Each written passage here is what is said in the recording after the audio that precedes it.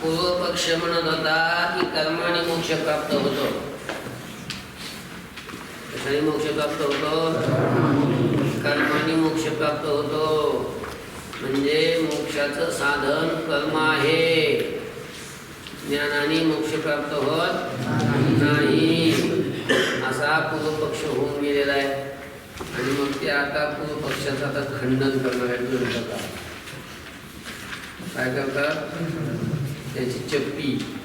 तर आता कर्माने मोक्षाचा असंभव व ज्ञानाने मोक्ष सिद्धी. आता वेदांत शास्त्राचं मत सुरू झाले.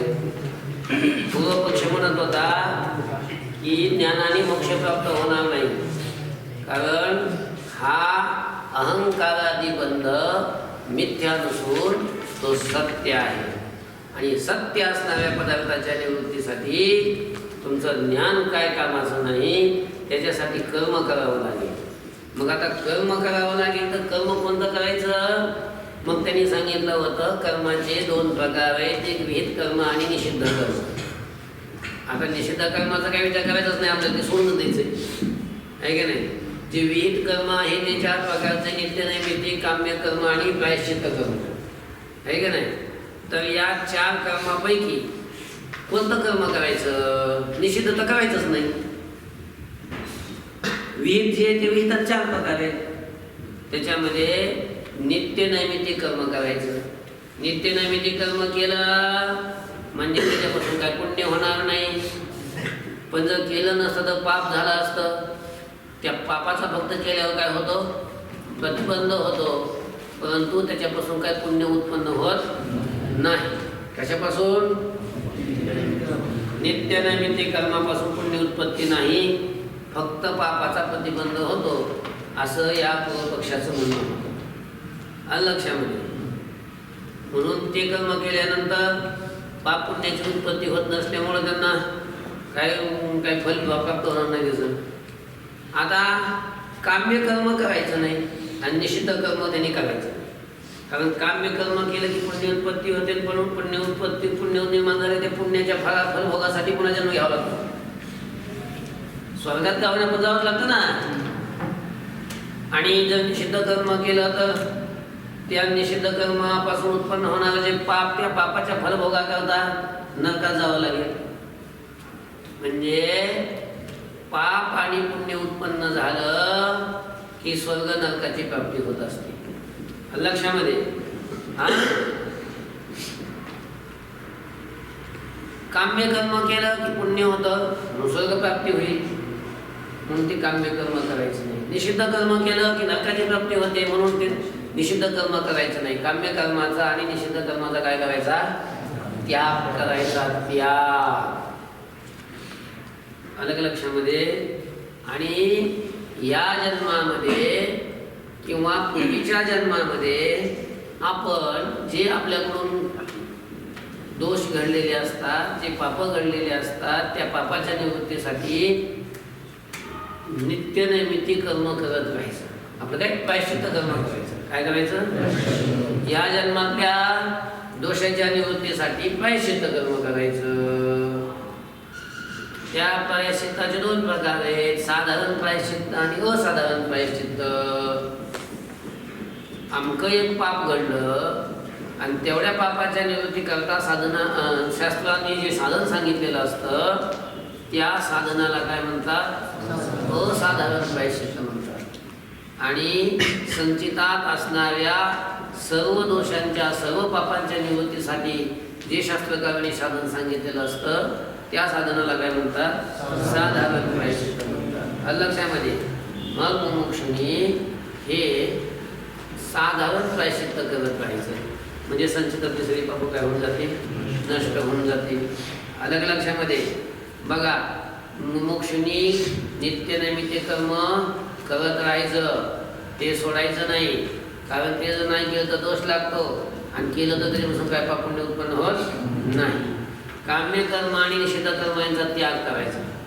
काम्य कर्माचा त्याग केला म्हणजे स्वर्गप्राप्तीचा प्रसंग येणार नाही, आणि निषिद्ध कर्माचा त्याग केला म्हणजे त्यांना नरकाच्या प्राप्तीचा प्रसंग येणार नाही. लक्षामध्ये. म्हणजे पाप पुण्य उत्पन्न होणार नाही, म्हणून स्वर्ग प्राप्ती, त्याला स्वर्ग प्राप्ती किंवा नरकाची प्राप्ती होणार नाही. संचितातलं जे पाप आहे, संचितातले जे दोष आहेत, ते दोष त्यांनी काय करायचे, प्रायश्चित्त करून नष्ट करायचे. आलं लक्षामध्ये. आणि मग असं काय होऊन जातं, संचितातले सगळे पाप नष्ट होतात. आता हे किलेमानमध्ये काही तयारच होत नाही, तो काही काम्यकर्म करत नाही, निषिद्ध कर्म करत नाही, ते पाप उत्पन्न होतच नाही. मागचं कर्म जे संपून टाकायचं, नित्यनिमित्त कर्म केलेले नुसतं काही निर्माण होतच नाही. आणि अशा प्रकारे त्या मुमुक्षूच्या कर्माचा अभाव होऊन जातो, त्याला कर्मच शिल्लक राहत नाही. आणि कर्मच नाही म्हणले पुन्हा जन्म नाही. जन्म जो घ्यावा लागतो कशासाठी, कर्म भोगासाठी. कर्मच नाही शिल्लक व्हायला जन्म कशा, मग त्याचा जन्म अभाव होऊन जातो. आणि त्या जन्म अभावालाच काय म्हणतात, मोक्ष म्हणतात. मोक्ष म्हणजे अशा या मोक्षाची प्राप्ती कशानं होते, कर्मानं होते. असा हा पूर्वपक्ष आहे. आलं, कर्मकांड्यांचं असं म्हणणं आहे. बघा इथं अनुवाद थोडक्यात केला आहे त्यांनी. मागं सांगितलेले जे सांगितलेलं आहे त्याचंच पुन्हा सांगण्याला काय म्हणत असतात, अनुवाद म्हणत असतात. अनुवाद. मुमुक्षुनं निषिद्ध व काम्य कर्माचा परित्याग करून नित्य नैमित्तिक आणि प्रायश्चित्त कर्म करावे. कळलं का? काम्य कर्माचा त्याग करायचा, निषिद्ध कर्माचा त्याग करायचा, आणि निषिद्ध कर्माचा आणि काम्य कर्माचा त्याग करून त्यांनी नित्य नैमित्तिक कर्म करत राहायचं आणि प्रायश्चित्त कर्म करत राहायचं.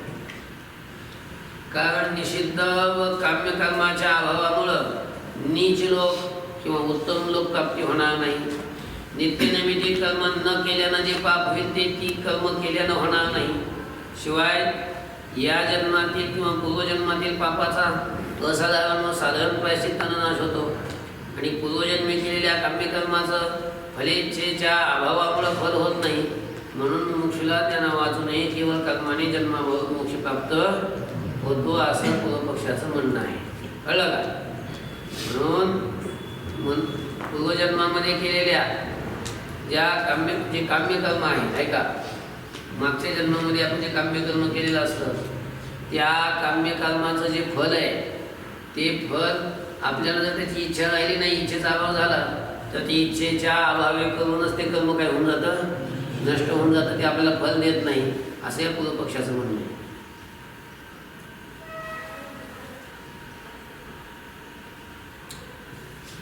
पूर्वजन्मातील पापाचा असाधारण व साधारण प्रायश्चित्तानं नाश होतो.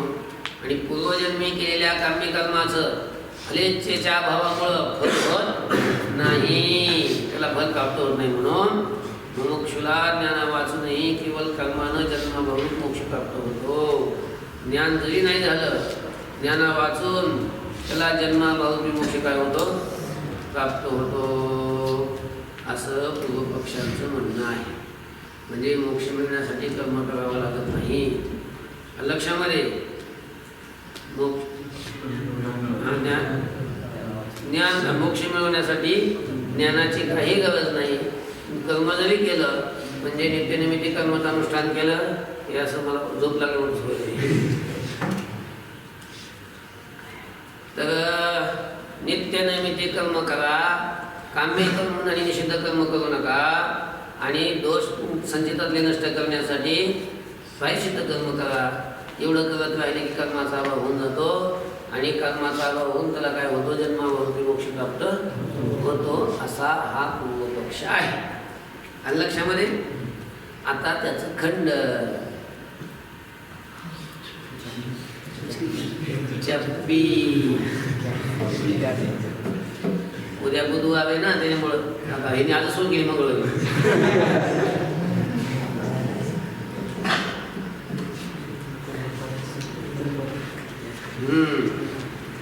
पण हे त्यांचं म्हणणं बरोबर नाही. हे काय म्हणतात, ही पूर्वपक्षाचं जे म्हणणं आहे की कर्माने मोक्ष प्राप्त होतो आणि ते कर्म कशा पद्धतीनं करायचं ते मला सांगितलं असेल. मुमुक्षूनं नित्यनैमित्तिक कर्म करायचं. त्या नित्यनैमित्तिक कर्मापासून फक्त अजून एकदा सांगतो तुम्हाला, नित्यनैमित्तिक कर्मापासून काही त्याला पुण्य प्राप्त होत नाही. जर केलं नसतं तर पाप झालं असतं, ते पाप फक्त होणार नाही. म्हणजे फक्त पापाचा काय होतो, प्रतिबंध होतो. म्हणून त्याने नित्यनैमित्तिक कर्म करायचं. त्याच्यापासून काहीच निर्माण होत नाही. काम्य आणि निषिद्ध कर्माचा त्याग करायचा.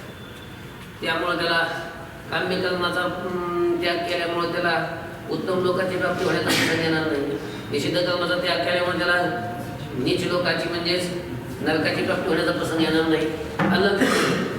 आणि जे काही संचितामध्ये दोष घडलेले त्या दोषाच्या निवृत्तीसाठी त्यानं प्रायश्चित्त कर्म करत राहावं. आणि असं कर्म केलं की सगळ्या कर्माचा अभाव होऊन जाऊन त्याला मोक्ष प्राप्त होईल. म्हणजे कर्मानेच मोक्ष प्राप्त होईल, ज्ञानाने मोक्ष प्राप्त होत नाही, असा हा पूर्वपक्ष आहे. पण आता ग्रंथकार म्हणतात हे तुमचं म्हणणं बरोबर नाही. कारण नित्य नैमित्तिक कर्माला सुद्धा स्वर्ग फल आहे असं भगवान भाष्यकारांनी युक्ती आणि प्रमाणानं प्रतिपादन केलेलं आहे. ऐका, ते काय म्हणतात की नित्य नैमित्तिक कर्म केल्यानंतर त्याच्यापासून काय पुण्य होत नाही, काहीच नाही, त्याला काही स्वर्ग प्राप्त होत नाही. पण म्हणतात तुम्हाला असं म्हणताच येणार नाही. का? कारण नित्य नैमित्तिक कर्म जर केलं तर नित्य नैमित्तिक कर्माला सुद्धा फल सांगितलेलं आहे. काय सांगितलेलं आहे? फल सांगितलेलं आहे. जगद्गुरु शंकराचार्यांनी म्हणजेच भाष्यकारांनी त्याचं फल प्रतिपादन केलेलं आहे. आणि नित्य नैमित्तिक कर्माचं फल काय आहे? स्वर्गप्राप्ती. तुम्ही करता का नित्य नियम? नाही. तुम्ही काय जाता स्वर्गात? आता जाणार त्याला मग काय? त्याच्याकरता नित्य कर्म करावं लागतंय, नैमित्तिक कर्म करावं लागतंय. तुम्ही फक्त नैमित्तिक फक्त पंक्ती जोडता.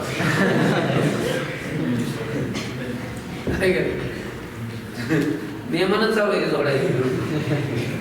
आणि पंक्ती एक सोडायची.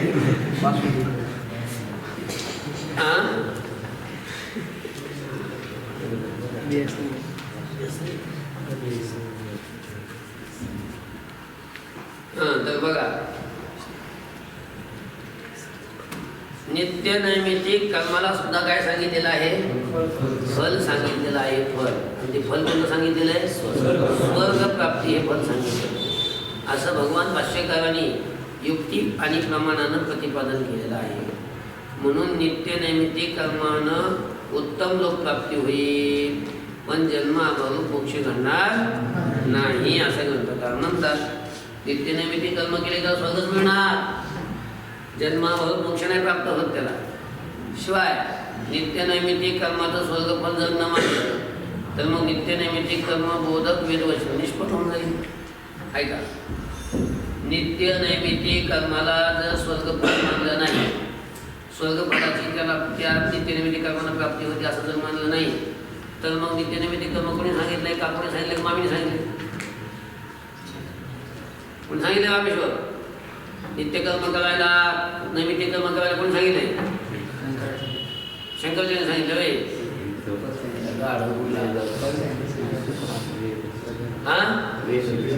वेद सांगतो वेद. मग वेदाने सांगितलेलं आहे ते. मग ती वेदाची वाक्य निष्फळ नाही होणार का? वेदाची वाक्य काय होऊन जाते? निष्फळ.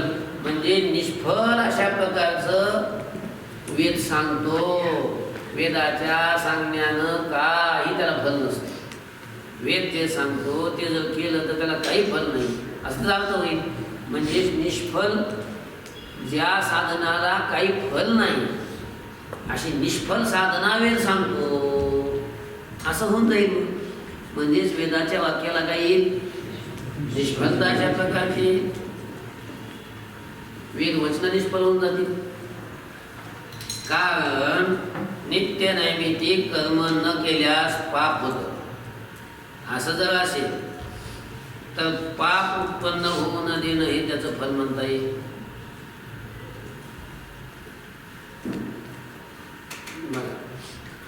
नित्य नैमित्तिक कर्म जर नाही केलं तर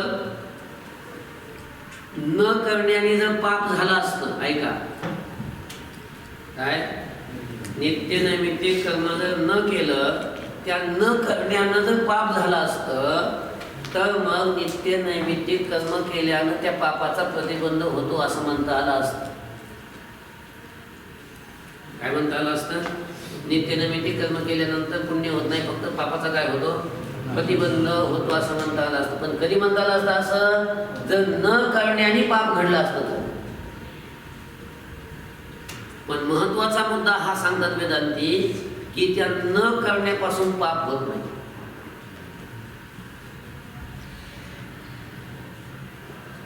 म्हणजे काय ही इष्टापत्ती तुम्हाला म्हणजे सकाळी सहस्रनाम नाही आलं पाप होत नाही. सहस्रनाम नाही आलं काय होत नाही पाप होत नाही असं तर काम झालं ना. पूर्व पक्षी काय म्हणत होते नित्यनिमित्त कर्म जर नाही केलं तर काय होतं पाप होतं.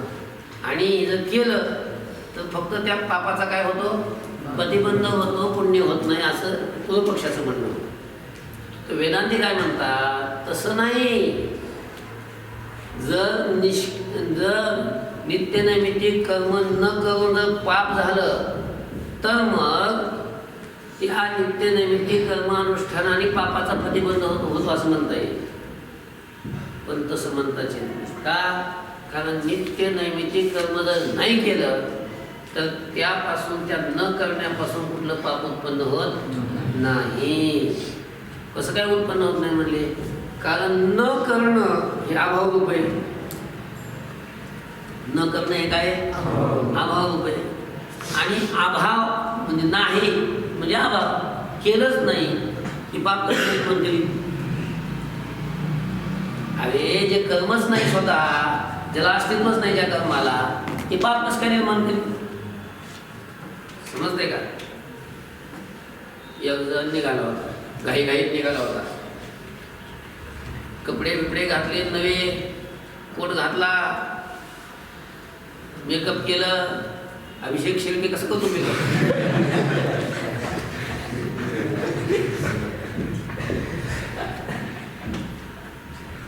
आणि असा निघाला घाई अहो म्हणले कुठं चालले?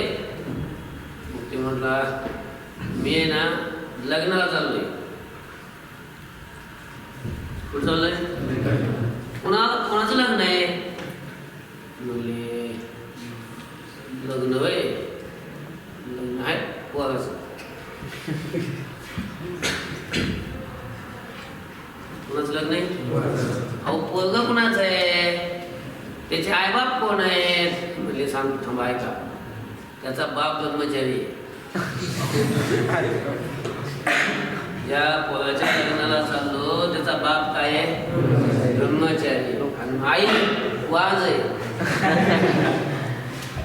आई कशी आहे? वाज आहे वाण.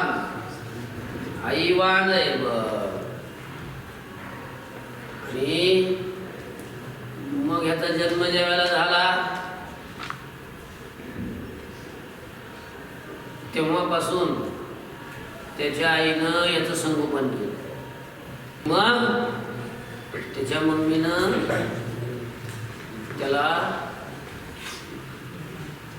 दूध पाजलं. ते दूध पाजलं म्हणजे कशाचं? कासवीचं दूध. आणि तुपात लाडू करायची त्याला खायला. त्याला सुद्धा नाही तळून म्हणजे तुपात. आणि ते तूप सुद्धा सगळे रांजणं भरलेले होते तुपाचे. कशाची दुधाची होती? कासवीच्या दुधाचे लाडू. आणि त्या तुपात लाडू करून त्याला खाऊ घालायचे.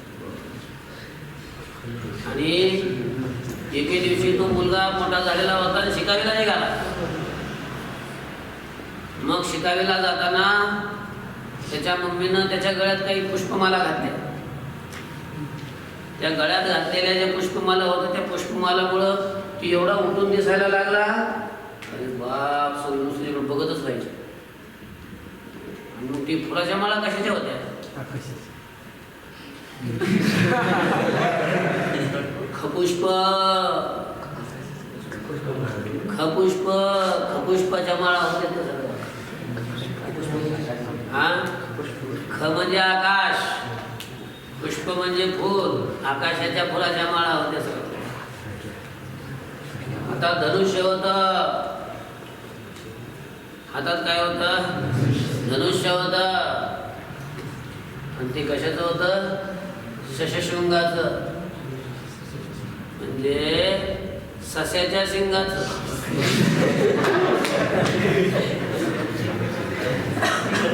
काय करतो?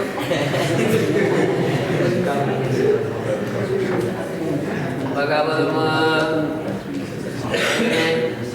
हा गेला युद्धात असा तिथं धनुष्य हातात घेतलं, बाण घेतले, युद्धात गेला, एवढं सैन्य मारलं तिनं. बाबा बाबा बाबा विचारच करू नका, एवढा पराक्रम केला, एवढा पराक्रम केला. कुणी?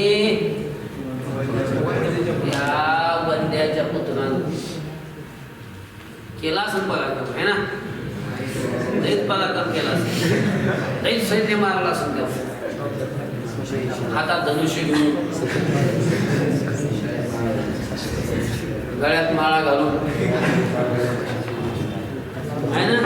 काश्मीरचा तूप घेऊन ताकद येईल त्याला. आणि खूप पराक्रम केला असेल. केवी का असा पराक्रम देऊ? का नाही करणार पराक्रम? आज तुम्ही जर शेगायचं दूध घेता तर इथं मला मारा का? आता इथं तर तुम्हाला जर शेगायचं बी नाही. शॅम्पूच असते आणले जाऊन.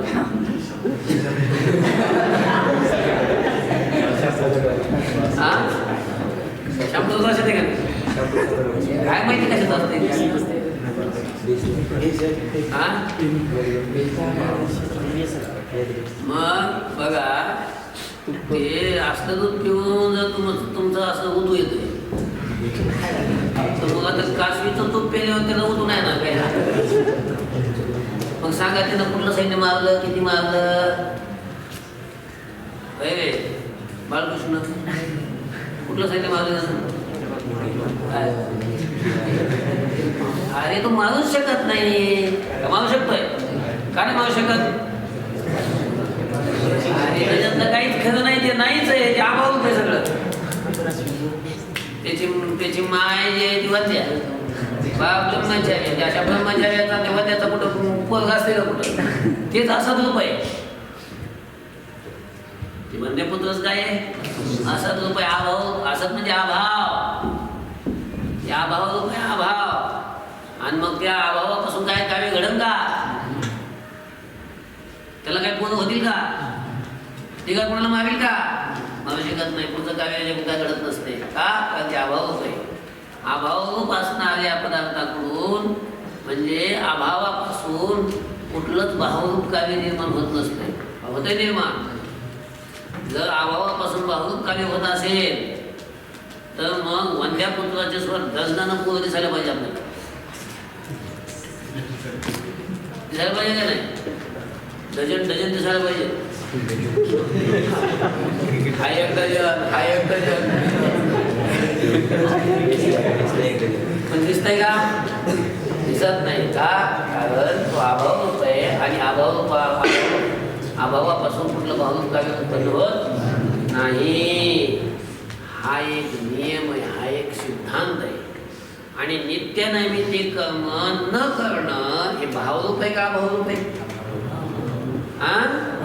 ते अभावरूप आहे. आणि मग त्या अभावापासून भावरूप पापाची उत्पत्ती कशी काय होईल?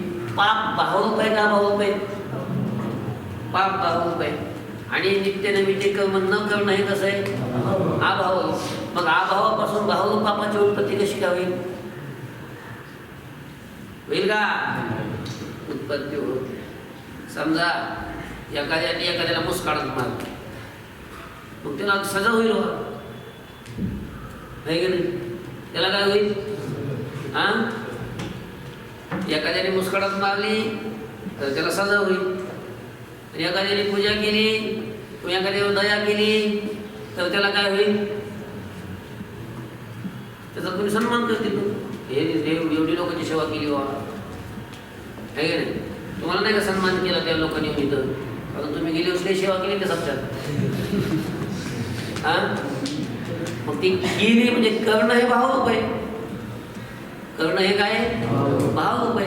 आता ज्यांनी सेवा केली नाही त्यांना पारितोषिक भेटलं का? ते ज्यांनी केलं नाही, न करणं हे अभावरूप आहे. त्या न करण्यापासून कसं काय काय भेटलं? पाप कसं काय होईल? म्हणून तुम्ही जे म्हणता की न करण्यापासून पाप निर्माण होतं, तर हा हे तुमचं म्हणणं चुकीचं आहे. न करणं हे अभावरूप आहे आणि त्या अभावापासून भावरूप पापाची उत्पत्ती होणं शक्य नाही. आणि जर तसं म्हटलं की अभावापासून भावरूप पापाची उत्पत्ती होते तर मग गीतेचा सिद्धांत सुद्धा मग खोडला जातो. कारण गीता काय सांगते, नासतो विद्यते असतः भाव न विद्यते. असतापासून भावरूप पदार्थ उत्पन्न होत नाही. काय दुसरं तर चालू आहे. बघा, जन्माभाव मोक्ष घडणार नाही. शिवाय नित्यनैमित्तिक कर्माचं स्वर्गफल न मानलं तर नित्यनैमित्तिक कर्म बोधक वेदवाची निष्फळ होईल. कारण की नित्यनैमित्तिक कर्म न केल्यास पाप होतं. पाप होतं असं असेल तर पाप उत्पन्न होऊ न देणं हे त्याचं काय म्हणता येईल, फल म्हणता येईल. पण नित्यनैमित्तिक कर्म न केलं तरी पाप उत्पन्न होणार नाही असं आमचं म्हणणं आहे. कारण नित्यनैमित्तिक कर्म न करणं हे अभावरूप आहे. आणि त्या नित्यनैमित्तिक कर्माच्या अभावापासून किंवा नित्यनैमित्तिक कर्म न करण्यापासून म्हणजे अभावापासून भावरूप पापाची उत्पत्ती होते असं म्हणणं हे कसं आहे, अयोग्य आहे. अभाव कोणत्याही कार्याला उपादानोपाने कारण होत नाही. म्हणून कर्माचा अभाव भावरूप पापाच्या उत्पत्तीला हेतू नाही. जर कर्माभावापासून भावरूप पापाची उत्पत्ती मानली तर नासतो विद्यते भाव या द्वितीयाध्यायातील भगवदोक्तीशी किंवा कथम असतः संजायते, वेदाचं वाचन आहे बघा. असतः कथम संजायते, असतापासून कसं काय उत्पन्न होईल असं श्रुतिवाक्य.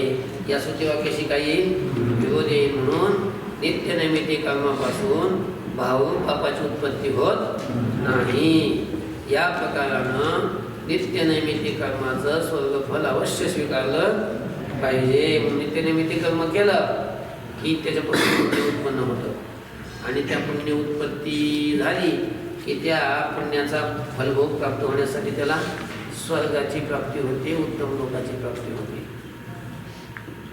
म्हणून नित्यनैमित्तिक कर्माचं स्वर्गफल हे अवश्य स्वीकारलं पाहिजे. पण जन्माभाव मोक्ष मात्र नित्यनैमित्तिक कर्माच्या अनुषंगाने घडणार नाही. बरोबर आहे की? ओम शांती शांती शांती.